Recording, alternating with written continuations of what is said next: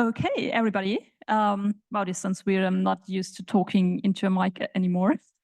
Welcome everybody here in the Hörsel 1 and online to this talk tonight.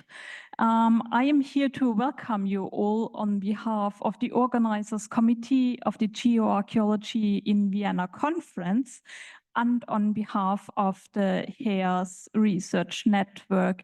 And we are very, very happy to have Lisa Marie ShillIto from Newcastle University join us today for this keynote lecture.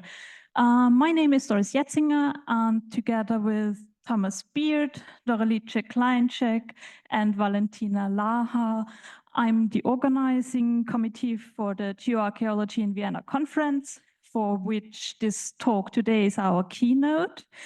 And just to say about a few words about ourselves, we are a student-led initiative, and we are working towards creating a network for geoarchaeologists from around Austria and beyond to create networking opportunities and research opportunities and exchange. And this is what our initiative is about. We had our first edition of this conference last year. It was hosted at the archaeology department, and we are very, very happy that we are back this year with a second edition here. And for this, we really want to thank our funding bodies, which are the Doctoral School of Historical and Cultural Studies and the Doctoral School of Ecology and Evolution of the University of Vienna, and also the HEAS Research Network. Thank you very much to them. And also thank you very much to HEAS for offering us the opportunity to advertise and present this talk as a HEAS talk. So now, without any further ado, I want to introduce our speaker today, Lisa Marie ShillIto. She's professor of geoarchaeology at the School of History, Classics and Archaeology at Newcastle University in the UK. She has a PhD in chemistry and archaeology from the University of Reading, and has held several postdoctoral positions at universities of York and Reading after her PhD. And her research focuses especially on the human-environment dynamics and their change over time in different geographical environments. She is especially interested in the relationship between the environment and health, and also in understanding site formation processes and taphonomy, and how these impact the interpretation of archaeological data and the archaeological record.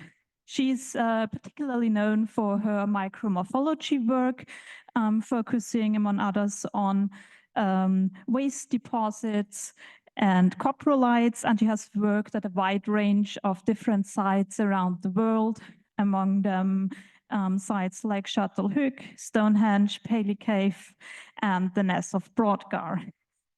She teaches courses in geoarchaeology and archaeological sciences at Newcastle University, and also acts as the director of the Wolfson Archaeological Laboratory there.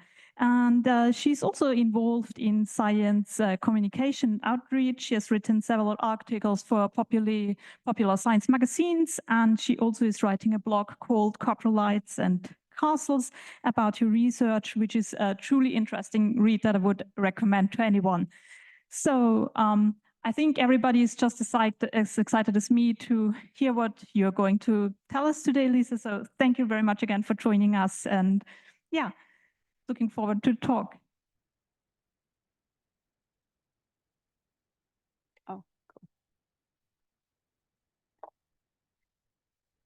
Okay. Can everyone hear me okay? Excellent. Thank you so much for that introduction. It was a very good introduction to the topics I'm going to be covering today. So I'm really pleased to be here and to be invited to talk around this conference, which is all around networking. So this is a little bit different for me. Normally I'm asked to come and talk about a particular project, but in this case I was asked to come and talk about my experiences around networking and geoarchaeology and how that's kind of played a role, I guess, in my career.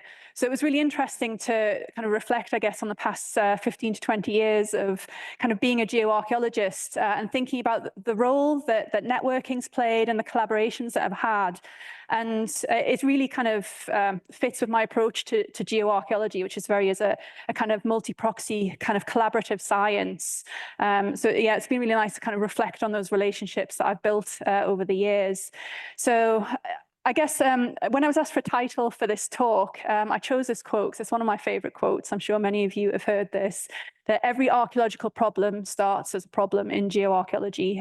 The late Professor Lord Colin Renfrew said this in the 1970s, actually. So when I came across this, it was very comforting because Renfrew himself obviously was not really a geoarchaeologist, but is very much a kind of was a leading figure in the world of archaeology. So it was nice to see that recognition from him of how crucial geoarchaeology is in underpinning a lot of the work that we do kind of in archaeology more broadly. And I should confess at this point, actually, that I started out life as a geographer, and I am not capable of turning the slides, apparently.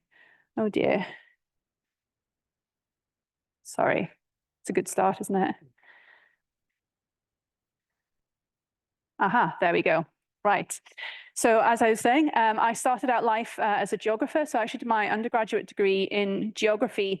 And I was very interested and still am in kind of landscapes. And I love the idea that you could look at a landscape, look at the mountains and the rivers and things, and understand the history of a landscape and the processes that have been going on in it.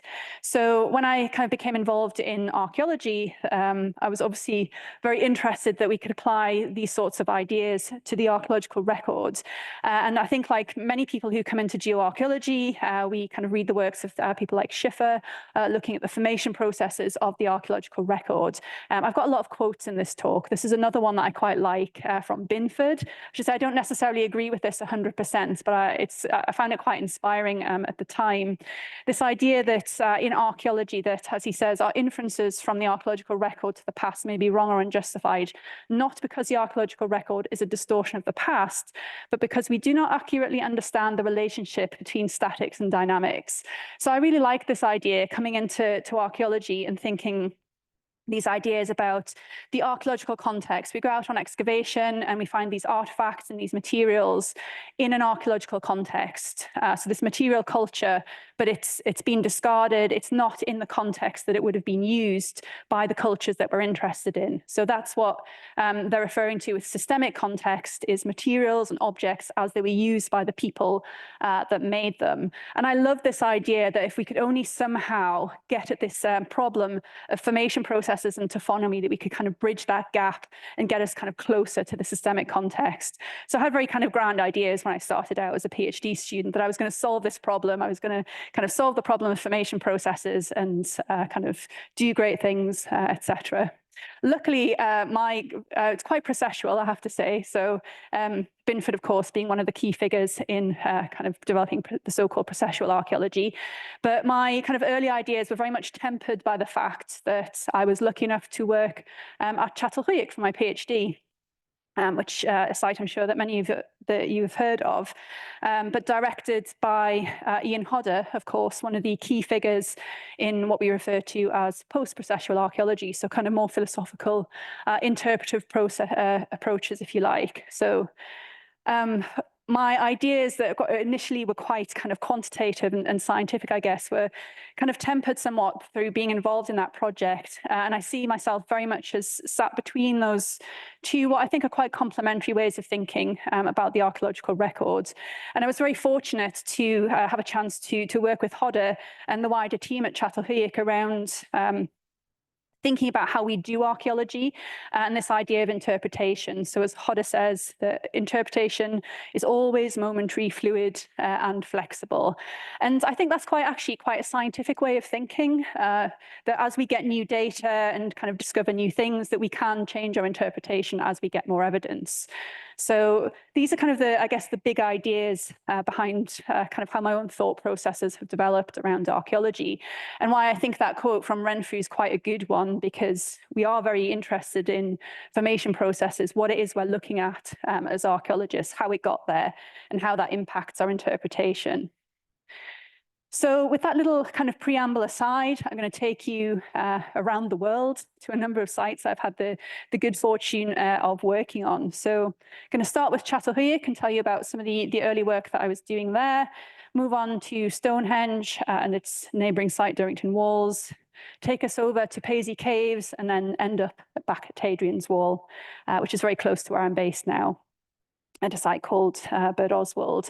And I'm very much going to kind of do this as a process of talking about not just the research, I guess, but the people that have kind of influenced my ideas and kind of thinking around this theme of networking, I guess. So kind of where it started, that's a picture of me about 20 years ago, mid information processes at Çatalhöyük. So as I said, I started out, I did my undergrad in geography, but I got really interested in archaeology because, as we know, there's a lot of overlap between things like environmental archaeology, paleoecology, and archaeology. And I decided I wanted to do a master's in geoarchaeology. And Reading University is the place to go in the early 2000s for geoarchaeology. And I was very fortunate to work with Wendy Matthews, who I'm sure many of you know, who's one of the kind of key figures in kind of developing microstratigraphic approaches to early settlement sites, particularly looking at floors, activity areas, and things like this. So when I kind of joined Reading, she invited me to work at Çatalhöyük. So I have to say, at the time, I didn't know that Çatalhöyük was such an important site. It just looked very nice. And I was like, yes, Wendy, I'll come and work with you at this site, which was obviously kind of one of the kind of most crucial decisions I've ever made in my career. I still have a lot of involvement with the site now, and a lot of the collaborations I have kind of came from those kind of early few years working at the site. And I guess the point that I want to make here is that the kind of the PhD and the period immediately following a PhD is a really important period for building what can be a kind of lifelong connections. And as I said, I continue to work with a lot of the people that I kind of got to know as part of being on this project. So I should also mention, of course, that I worked with Matthew Almond, who's an inorganic chemist, and working jointly between an archaeology and chemistry department for my PhD has also really influenced the way that I think about geoarchaeology, I guess. It's very kind of different approaches to doing science, I think, which maybe will become apparent. So I'm sure most of you are aware of Çatalhöyük. It's a UNESCO World Heritage Site in the Anatolian region of Turkey. You can just see in the picture there, it's a big tell settlement, and is really well known for having this very dense agglomerated settlement pattern. And you can just see in the artist's reconstruction there, you've got these buildings that are kind of backed onto each other, kind of really densely packed. And then in between the building clusters, you get this huge buildup of middens. Put a nice picture in of one of the beautifully preserved floors and hearths there, just to show you the exceptional preservation at this site. So, as I said, a lot of the work that Wendy was doing at the time was looking at particularly the buildings. And she said, Lisa, do you want to come do your PhD looking at the midden deposits? And as I said, I had these kind of grand plans. I was going to kind of solve the problem of the formation processes of middens at Çatalhöyük, which was a very grand plan for a PhD. And it did evolve somewhat from there. But the thinking behind this was, of course, as you can see in this image here, this is one of my favorite middens at Çatalhöyük in the south area. You've got this absolutely amazing preservation of very, very fine layers, kind of ashes, architectural materials, organic deposits, hundreds and hundreds of them just kind of built up and really nicely preserved. And here you can see a really nice pit cut there as well. Hopefully you can on the screen. You can see there's a really nice pit cut. I always use this in teaching for the example of what a pit looks like. And then you've got further buildup of all of that material. And what I wanted to do was to try and kind of resolve, I guess, the formation processes of these layers. So Çatalhöyük is kind of known for using the single context methodology, but obviously with deposits like this, you can't excavate something that's only a few millimeters thick.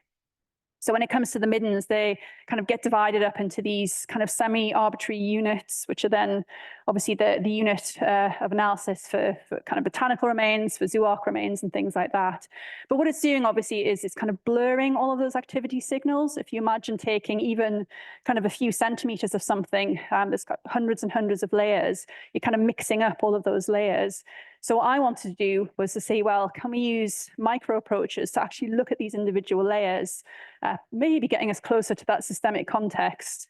I had to reduce my sampling strategy somewhat because for those of you who are micromorphologists, you look at a slide like this and think, oh, that's going to take me quite a long time to go through and describe every single layer within that.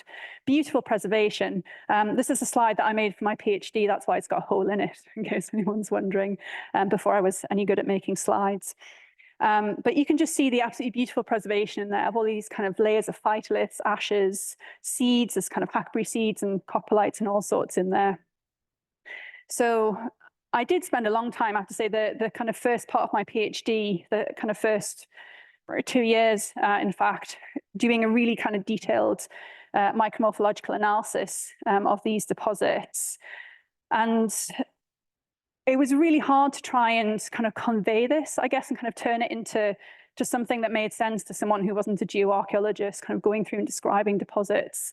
So I tried to kind of pull out some key observations, kind of the takeaway points, I guess, to try and kind of demonstrate why this was important to people who are not necessarily geoarchaeologists. And one of the key observations, of course, is the importance of microcontext. And not just for, I'm going to talk briefly here about phytoliths, but this applies, I think, to all sorts of archaeological materials. And I know there's some great work going on here in Vienna thinking about this sort of thing when it comes to biomolecular data as well. So with this particular example, microcontext for phytolith analysis, I've got 2 examples at the top there. On the left, you can see a reed stem, phytoliths in thin section, really kind of nice, long articulated deposits, probably something like a kind of matting or roofing or something like that. On the right, you can see you've got the same type of phytoliths, but it's a much smaller fragment. It's actually embedded in animal dung. So it's an animal that's kind of eaten this plant, it's been digested and then burnt. Actually, this is partially ashed. It's in a fuel deposit. So if we imagine what happens with sampling for things like phytoliths and charcoal, you kind of go to your section, you do your flotation or you take your sample. But what you're doing is you're kind of scraping the deposit into a tube or a bag. And then that's processed to extract the phytoliths from the deposit. And we're losing all of that contextual information. So how do we know where the phytoliths are coming from? And it has quite a lot of implications for obviously interpreting the assemblages. So I guess the key takeaway point that I was trying to make here is that micromorphology and microcontextual analysis are really important to kind of reduce the potential range of interpretations, kind of narrows things down rather than having a whole range of possibilities, I guess. The other key observation from this kind of very detailed study of middens at Çatalhöyük was that a large majority of the deposits were related to fuel waste and cesspits, which is where the coprolites came in. So this is another one of these beautiful midden deposits. You can see in the lower half of that section, this kind of quite dark brown layers. It's partially burnt, but there's lots of lenses of coprolites, cesspit basically. And then on top of it, we've got a bonfire that's full of kind of ceramic waste and things like that. So with this particular observation, this is how I ended up kind of branching out, I guess, into lots of different techniques, because I started out kind of thinking I'm going to apply micromorphology and that's going to solve all my problems. But micromorphology also has its limitations, of course. It's quite a visual technique, but it is 2-dimensional. With things like phytoliths, it's quite difficult sometimes to identify the species, and we can't really do much in the way of kind of full-on quantitative analysis. With things like coprolites, we can sometimes tell whether it's omnivore or carnivore maybe, but actually identifying the species is very difficult just looking at them in thin section. So I started to develop this idea of kind of multi-proxy geoarchaeology. Again, that's very much coming from my training as a geographer, where this idea of multi-proxy approaches is, you know, very standard in paleoecology and climate science and things like that. So I ended up branching out and kind of bringing in new techniques to try and work out what was going on in these thin sections. And that's where I started to kind of turn into a coprolite specialist, I guess. I didn't start out thinking that I was going to kind of be a coprolite specialist, but the middens ended up just being so full of them, I kind of couldn't really get away with it. And I really wanted to know what the species were. So there's a lot of debate at the site. Oh, I was just kind of dogs wandering around on the midden. I had my suspicions, and I was like, I want to know, I need to know the answer, because understanding whether it's human or another animal has a lot of implications in terms of, interpreting the use of space, kind of concepts around cleanliness and health and hygiene and all of that sort of thing. So I ended up going to work in Bristol for a little bit of time during my PhD. And the point here in terms of networking was I kind of recognized that I was not an expert in organic chemistry, and that if you don't have the expertise that you need, then reach out to other researchers who might be able to help. They might not always give you a positive answer, but you'd be surprised, I think, at the people are very willing to kind of help if you've got a question that they can help with, I think. So I reached out to Ian at Bristol, and kind of, again, one of the kind of key decisions that I've made in my career, because I continue to collaborate with Ian and we're very good friends. And all of the work that I do on coprolites is in collaboration with Ian. So he's an organic chemist that kind of developed the fecal lipid biomarker technique. And we applied it to a lot of the samples from Çatalhöyük, and it turned out, yes, a lot of them are human, which is very interesting for lots of reasons. Most of them that we looked at, in fact. So kind of wrapping up the kind of journey through my PhD, I guess, I put Richard Evershed on there to remind me to talk about my viva, so the very end of the PhD process. So I kind of went in there with this, kind of multi-proxy approach, talking about Çatalhöyük and things. And I didn't really appreciate it at the time. I have to say, I had a 4-hour viva, which apparently it turns out is actually very long. And it was quite the debate with Richard Evershed. But he really pushed me to kind of take it a step further and think kind of bigger, I guess. And rather than just thinking about multiple proxies, we kind of discussed this idea of the kind of multi-scalar approach, which again now is very standard in the way that I approach geoarchaeology. And I remember him saying this, it's a very elegant idea that you can go from kind of looking at something in the field to looking at it under the microscope to kind of zooming in at these kind of higher and higher resolutions and then even get to the molecular data.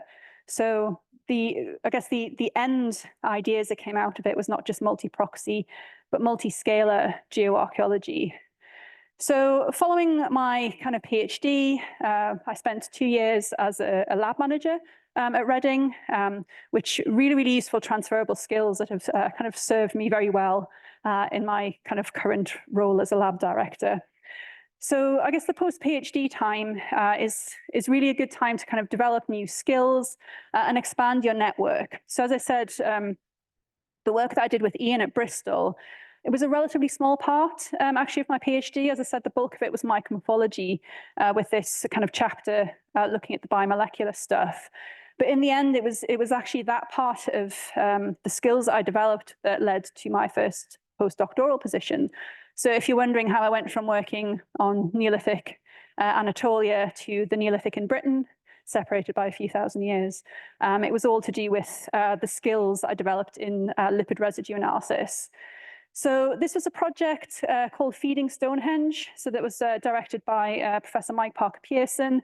It was at Sheffield at the time, is now at UCL.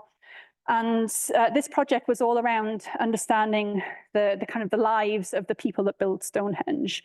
So again, a site that I'm sure many of you are familiar with. This map here just shows all of the other kind of monuments and things in that landscape. The key one being Durrington Walls that you can just see kind of up there along the river. And this is the settlement, basically, that's associated with the main phase of construction at Stonehenge. So I was delighted, I have to say, when I kind of joined this project to discover despite the fact that it's in a kind of different part of the world and separated by a few thousand years, that there are some really kind of like interesting similarities in terms of how people's lives and what they were doing. So in this picture on the left, this aerial photo, you can see Mike Parker Pearson there for scale. Those white rectangles with the central features are packed chalk floors, buildings with central hearths. And all of that black stuff that you can see around it is all midden deposit. So I really like this idea that people are doing quite similar things. They're just kind of like letting their rubbish accumulate right around their buildings, basically. And my role on the project, as I said, was to look at the grooved ware ceramics and to do residue analysis on the ceramics. So slightly different process to the one that we use for coprolites, but quite similar, and the chemistry is actually a little bit more straightforward.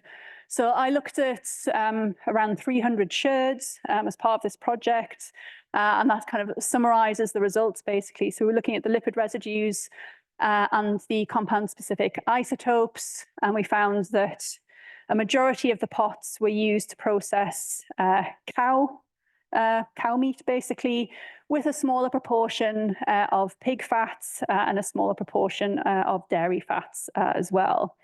So this was a really interesting project. Again, it was a very large team of specialists looking at different aspects of diet and food and provisioning. So we had zooarchaeologists, lithic specialists, all looking at this kind of question of provisioning using kind of different lines of evidence, which is very much the way that I like to do archaeology.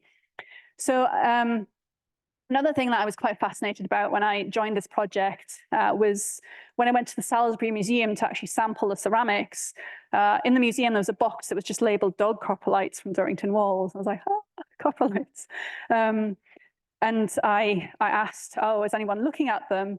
And there was a little bit of, maybe this explains why coprolites were not so I don't know, popular in the past, but there was almost a little bit of level of disgust, because these are, as you can see in the photo, quite well preserved, and they look like what they are, basically. And some people didn't even want to touch them during the excavation, it turns out.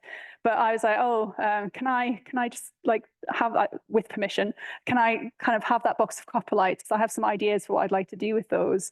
And I guess the takeaway point here for kind of postdocs, I guess, I put this in because I know there's like a few PIs in the room. It's important to do the work that you're hired to do, of course, when you're part of a big team project, but also take opportunities to develop your own research. It's really important to kind of take opportunities when they present themselves. And a little bit of a kind of effort early on can lead to exciting things further down the line. So I should say that this is a pilot study that's kind of 10 years in the making. I'm still working on getting a kind of a big grant to focus on this assemblage and a few others that are quite interesting. But we have done a couple of pilot studies, so we looked at two, but some very interesting results from those two samples. So we found that one of them does have human fecal biomarkers in it, so quite exciting. And we also tried out doing some CT scanning to see if we could look at the contents in a kind of non-destructive way, because I think these are quite precious and we don't want to destroy them if we don't have to. And quite interesting, one of them contained a lot of bone fragments, one of them not so much, and one of them had a lot of pollen in it from a range of edible species, actually. So quite interesting in terms of the Feeding Stonehenge project as well, because it's telling us something quite different to what we see when we look at the pottery residues, which is very much around the types of foods that are prepared using ceramics, when coprolites are telling us directly about what somebody ate, not necessarily just the stuff that was present in the pots.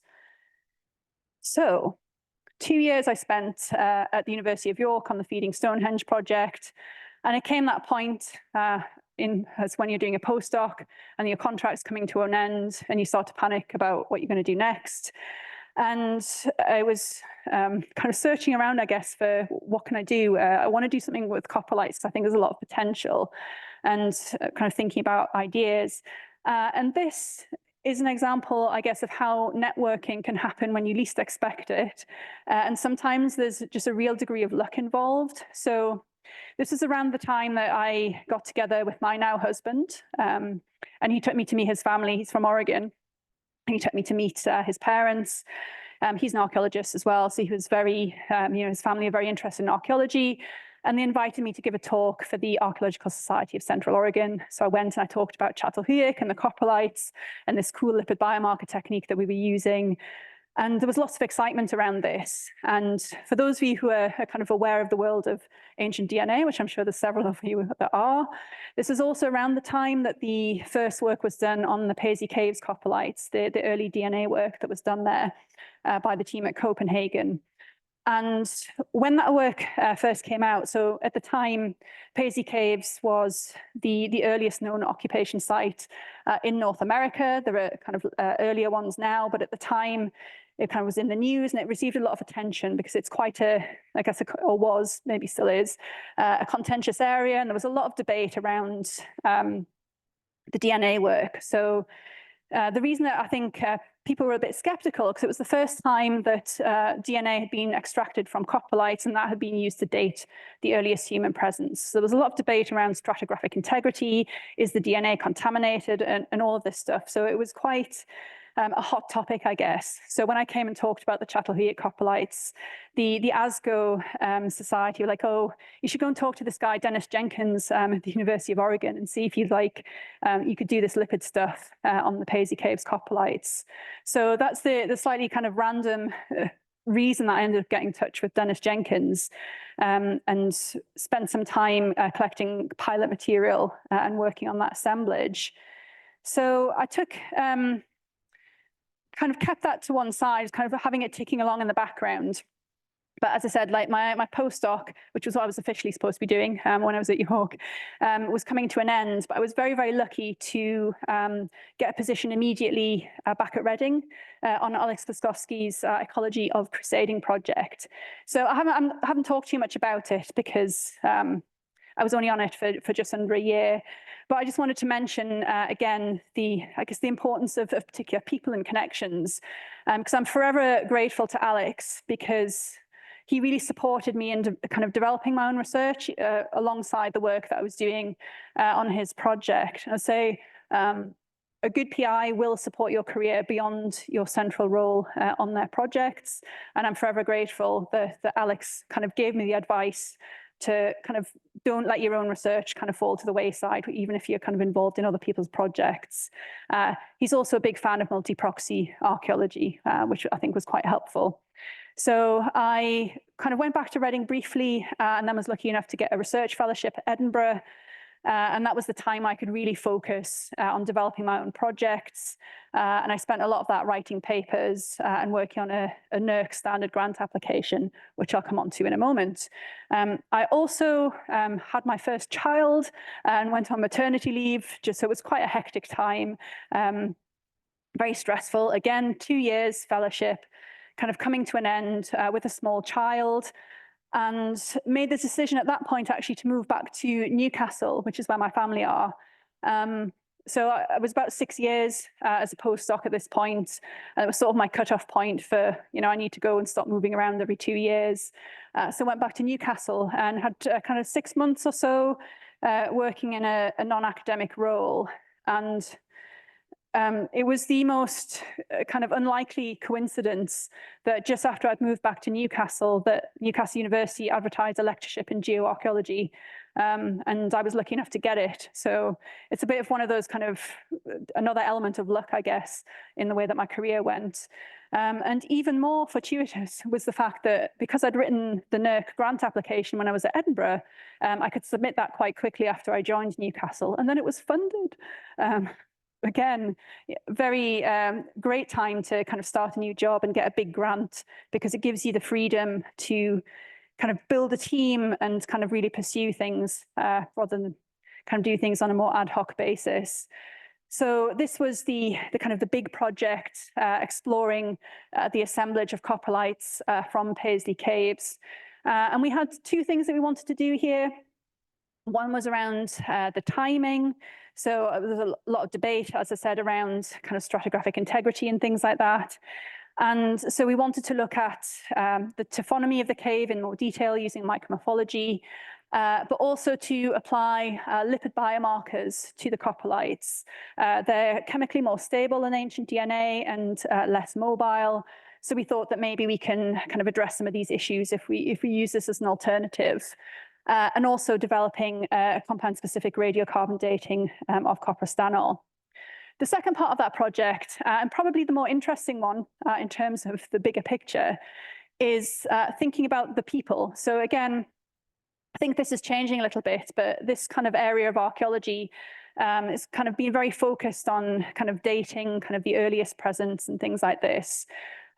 Maybe a little bit less focus on things like how people are interacting with the environment, kind of mobility around the landscape, kind of diet and seasonality and all of those sorts of things.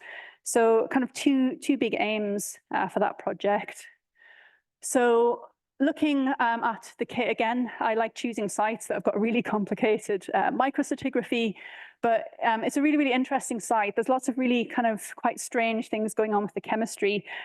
And I guess the point here in terms of geoarchaeology is that, as we all know, biomolecular genomic approaches have really accelerated in kind of recent years, but there's a lot less work that's been done on the formation processes of the biomolecular archaeological records.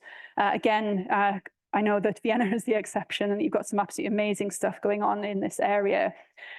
It's very important at a site like Paisley, where we've got lots of kind of lateral inflow of material. We've got lots of translocation of material through the profiles and things like this. So there are implications in terms of whether the DNA is mobile, is it moving through the profile? Can we really link our radiocarbon dates and things like that? So, as I said, looking at the cave stratigraphy, but one of the key things that we wanted to do as well was to interrogate the coprolite assemblage. So this involved, again, an amazing archive of material at the University of Oregon Museum, and also resampling the original materials that were looked at for ancient DNA at Copenhagen, and applying a combination of fecal lipid biomarker techniques. And that's Helen Welton, who was the postdoc who did all of that super fantastic work and did some beautiful diagrams. So the key finding from that, I make it sound like it wasn't too much, but it was actually a lot of work. The key finding, luckily, was that the lipids and the DNA matched in the majority of cases, and that we were able to confirm the human origin for those really early samples, which I think the director was very relieved about. But it is really exciting for us. But as you can see at the bottom there was also some disagreement with 6 of the samples between the lipids and the DNA. And we were slightly worried when we saw that initially, like, oh no, what's going on? One of the methods isn't working. But we quickly kind of calmed down, because we were kind of looking through the data and looking through the kind of the DNA. And we realized actually that some of the criticisms with the original DNA work also highlighted the fact that some of these coprolites had DNA from dogs and human. And this, I think, is a really nice, slightly quirky example about how using these multiple proxies is so important, because they're telling you slightly different things. So DNA is telling you about the presence of a particular species, whereas the fecal biomarkers have got a much more precise source. They can only come from the gut. So our lipid biomarkers, we also had a mix of dog and human. And the only possible explanation is this lovely word, coprophagy. And again, I'm sure we have people in the audience who have dogs. It's a very well-known behavior that dogs can be a little bit gross, and they will consume anything and everything, including feces. And this, again, kind of is going off potentially a new direction, that we can use this data to look more at the relationships between humans and dogs, thinking about whether they were actually kind of living alongside each other. They do have quite similar dietary profiles as well, which is quite interesting, I think. Okay, so as I said, we wanted to do more than just, kind of date the presence of people. We wanted to think about kind of what people were doing in the landscape as well. And I'm just, again, talking about networking and the importance of teamwork. A shout out to Dr. John Blong. He was the postdoc who I was so lucky to recruit on this project and made such a difference, and really was kind of absolutely fantastic. Geoarchaeologist, palynologist, lithic specialist, and really knew the ins and outs of the archaeology and the debates really, really well. And he's now at Washington State, and we continue to collaborate, for which I'm very grateful. So he led the contents analysis, I guess. So looking at plant inclusions, bone fragments, all sorts of bits and pieces, alongside the residue work that we did as well. And it would take me a whole presentation to go through the ins and outs of all of the interesting stuff in these coprolites. I've tried to cram it all onto one slide, but anything and everything. It's really, really interesting. A huge variety in terms of the types of plants that people are exploiting, lots of different types of insects, fish, small mammals, very small mammals like mice and things like that, lots of different types of pollen. And it shows that people were using quite a diverse range of landscapes. So we've got kind of wetland species, we've got kind of more open kind of grassland species. So it's really feeding into a lot of the kind of big interesting questions around mobility, seasonality, and things like this. So kind of flying the flag, I think, for the importance of coprolite analysis and looking at different types of information alongside each other. So kind of stemming, I guess, from the work at Paisley and elsewhere, I've really become quite interested in the role that geoarchaeology can play in understanding kind of health in the past. So I think a lot of the earlier work that I did at Çatalhöyük was around thinking about the role of geoarchaeology in interpreting kind of phytolith assemblages, charcoal and things like that. And I'm kind of shifting or expanding, I guess, into thinking around how geoarchaeology can kind of contribute to the work that kind of bioarch and osteoarchaeologists do, and thinking about health. Because we realized, of course, that a lot of the material that we find in coprolites, it's not just dietary signals, we have environmental signals, and we've got a lot of stuff that tells us quite interesting things about health. So this is quite a nice little example, working again with some of the human remains team from Çatalhöyük and with the parasite specialist, Piers Mitchell. Some of the samples that we'd looked at for fecal biomarkers, we did some of the content analysis and found some lovely parasite eggs, which is a little bit, well, I think it's very interesting. Some people might think it's a bit disgusting, but super interesting in terms of thinking about kind of communicable diseases and kind of the origins of those sorts of diseases in terms of people kind of settling down into settled communities and things like that. So kind of related to that, I guess, so we found some lovely kind of bits and pieces of parasites. Something else that we find quite frequently in coprolites is microcharcoal. There's lots of potential origins for that. It might have been deliberately consumed, indirectly consumed, or potentially is incorporated through inhalation. And this is another example of the type of networking that just kind of happens on a slightly ad hoc basis. So my collaborator, Professor Anil Namdeo, who was in engineering at Newcastle at the time, he works on air quality monitoring and modeling in modern cities, so looking at traffic pollution and things like this. And we got chatting about the tools that he used. And we thought, like, can we apply these kind of modern air quality monitoring tools to ancient settlements? He was very excited. I was very excited. We went and did some experimental work at Çatalhöyük. Again, a really good site for this because as well as really nice archaeology, they've also got some really good kind of reconstructed buildings. So we went and burnt dung and wood and things and then measured all of the particulate matter that is produced when you burn those things. Health and safety is very important when doing this sort of work in hindsight. So this is the experiments that we did, experimental burning of wood and dung.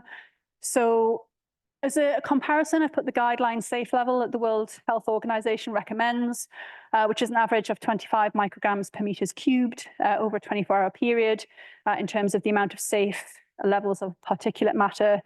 And you can see both the wood and the dung are well in excess of that. The dung got over 140,000 micrograms per meters cubed, really, really high levels of particulates. So if you imagine people burning these sorts of things kind of on a daily basis and having chronic exposure to these sorts of pollutants, we know, again, through kind of modern studies, really, really bad for respiratory health. is bad for kind of mortality rates, pregnant women, children, elderly.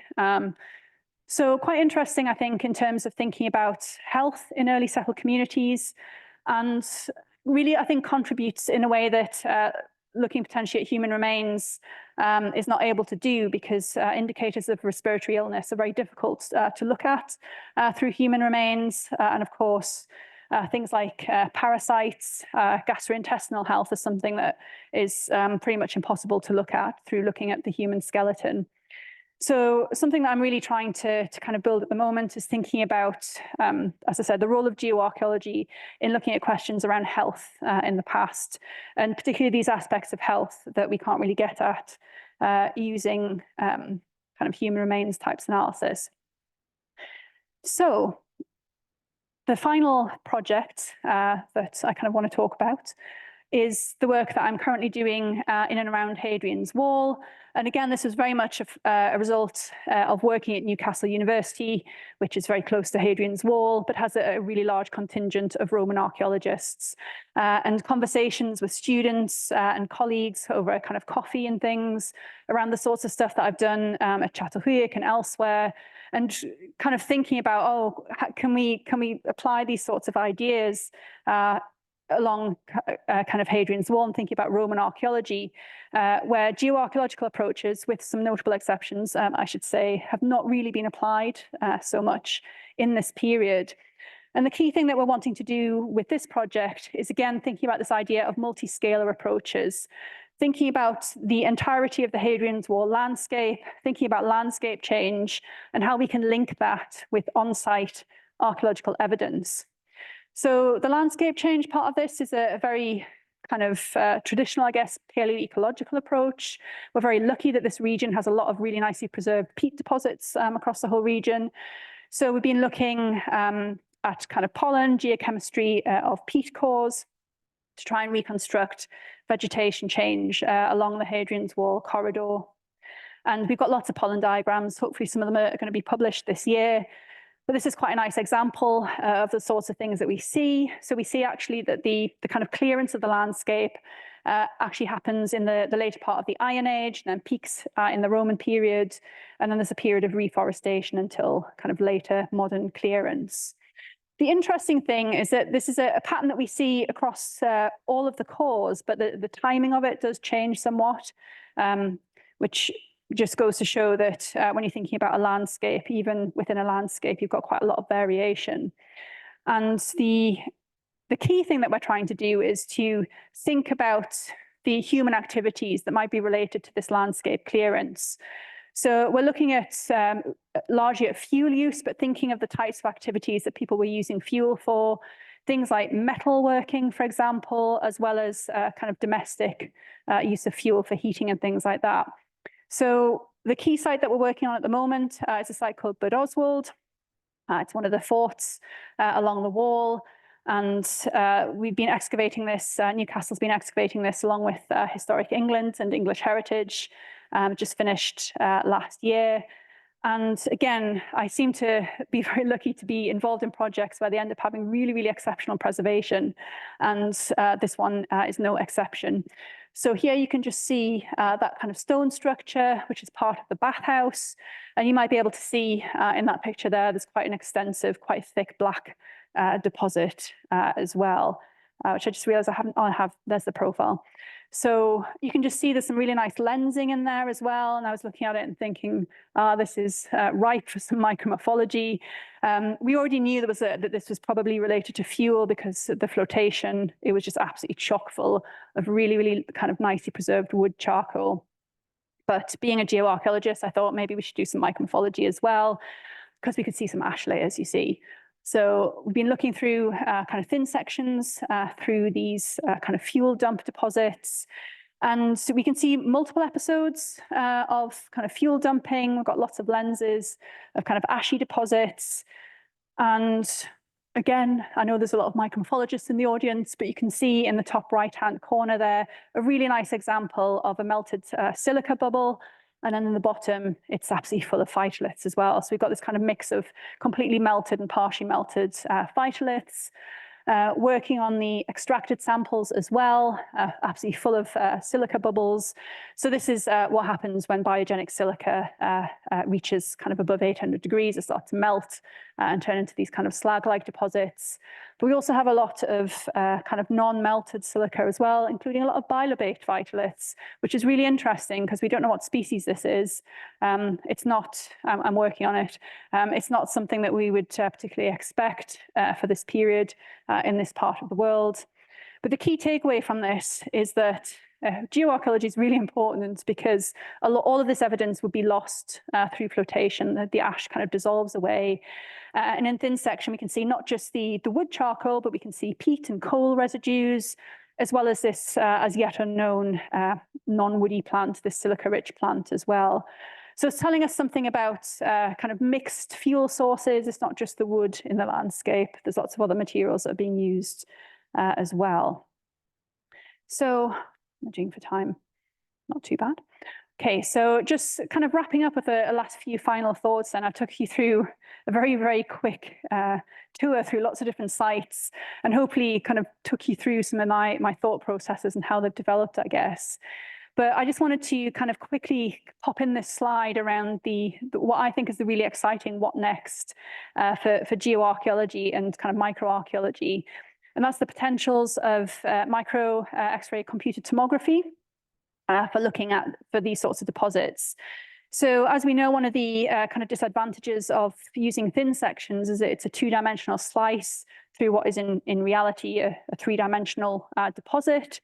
Computed tomography offers potentials to look at deposits in situ, undisturbed in 3 dimensions. I've been kind of trialing this at Burt Oswald on some what turns out to be beautifully preserved reed deposits, potentially related to architectural materials, actually. And I think there's a lot of potential in kind of, again, thinking about formation processes and taphonomy in 3 dimensions. Because if I like the challenge in looking at 2-dimensional microstratigraphy, then 3 dimensions is another challenge that I'm looking forward to, I think. And one thing that I wanted to mention with the work we've been doing with the X-ray CT is, again, the importance of networking. So I didn't put his picture on there. I put everyone else's picture on. But I just mentioned in the bottom of the slide there, Dr. Riley Snyder, who is the CT specialist, who's really kind of doing a lot of this work. And it's quite intensive in terms of the data analysis for this. But we've also been working quite closely with a team of plant biologists. And it's really interesting to talk to people who come from quite different disciplinary backgrounds, and the sorts of ideas that you kind of generate through talking to people with different backgrounds. And we've been really excited about the potentials for them to inform on the sorts of works that we do with phytolith analysis, but also how the innovations that we develop in archaeology in dealing with these really challenging kind of fragmentary ancient materials can actually usefully be applied to modern materials as well. So this is quite a nice two-way process, I think. So just some final reflections, I guess. So I've took you on what looks like quite a linear and very positive experience of kind of research and networking and collaboration. But I just wanted to kind of reflect on some of the challenges as well, I think. And Çatalhöyük was an amazing project to work on, and I have a lot of collaborations and things that have come out of that project, but it was also really difficult in many ways. And on reflection, I think that a lot of that is to do with the way that archaeology has developed as a discipline, and maybe other disciplines as well, in that we kind of have this focus on specialist areas. So we have our zooarchaeologists, our botanists, our lithic specialists, or whatever it might be, and everyone kind of looks at their material in isolation, then we try and bring it together. And that can sometimes be really challenging, actually, that process of bringing things together. And I think that is especially apparent with geoarchaeology, because a lot of what we do is about trying to kind of bring things together and look at relationships between different sets of data. And that can be kind of really difficult for lots of reasons, to do with timescales for different types of techniques, career incentives as well. Actually, I haven't put that on the slide, but it can sometimes be quite difficult in developing collaborations when people have got kind of their own things that they're working on and whatnot.